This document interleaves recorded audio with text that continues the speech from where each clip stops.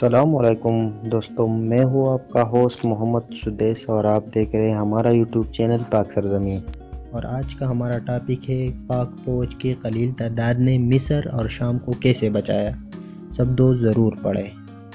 1973 کے عرب اسرائیل جنگ میں پاکستان نے خفیہ طور پر جو حصہ لیا تھا، اس کے متعلق کچھ باتیں آپ لوگوں سے شیئر کرنا چاہتا ہوں۔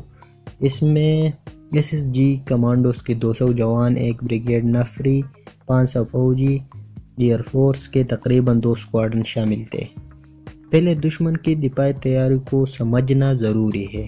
اسرائیل نے نہر سویز کے کنارے پر دنیا کا جو مضبوط ترین دفاعی نظام تیار کیا تھا، اس کو بار لیف کا نام دیا گیا۔ یہ ریت کے 70 فٹ اونچی دیوار کنکریٹ کے پشتے سے کڑی کی گئی تھی۔ اس کے ساتھ پیچھے مضبوط قلعہ بندیاں، جن میں ہر 100 میٹر کے فاصلے پر ایک پلاٹون 28 فوجی موجود رہتے تھے۔ پلاٹون میں 28 فوجی ہوتے ہیں۔ پھر ان قلعہ بندیوں کے ارد گرد بارودی سرنگیں اور کانٹے دار تار کا علاقہ، اور ساتھ ہی لوہے کے بنکروں میں ہیوی مشین گنیں نصب تھی۔ اس کے علاوہ فرنٹ لائن سے 500 میٹر پیچھے ٹینکوں کے فائر کرنے کی پوزیشنیں بنائی گئی تھی، اور چند کلومیٹر پیچھے فیلڈ آرٹلری اور اینٹی ٹینک ہتھیاروں کے مورچے تھے۔ نہر سویز کو مزید مشکل بنانے کے لیے پانی میں پمپ داخل کیے گئے، جس میں کسی بھی وقت تیل بھر کر بھیجا جا سکتا تھا تاکہ پانی میں آگ لگائی جا سکے۔ اس کے علاوہ پورے صحرائی سینا میں سڑکوں کا جال بچھایا گیا تھا۔ ان کے خیال میں اس سے زیادہ مضبوط ڈیفنس آج تک کسی نے نہیں بنایا تھا۔ اس جنگ میں شام اور مصر نے 1967 کی جنگ کا بدلہ لینے کا پروگرام بنایا تھا۔ پاکستان ایئر فورس کے جہازوں نے مصر کا اندرونی دفاع سنبھالا ہوا تھا۔ ایس ایس جی کے 200 جوان جنرل ٹکا خان کی سرکردگی میں 15 اکتوبر 1973 کو نہر سویز کے کنارے پر تیار کھڑے تھے۔ صبح سویرے مصر کے راکٹ یونٹوں اور 2000 سے زیادہ توپوں نے اسرائیل مورچوں پر گولہ باری شروع کی۔ اس کو کور فائر کے اڑ میں ایس ایس جی کے جوان موٹر بوٹ کے ذریعے نہر سویز پار کرنا شروع ہوئے۔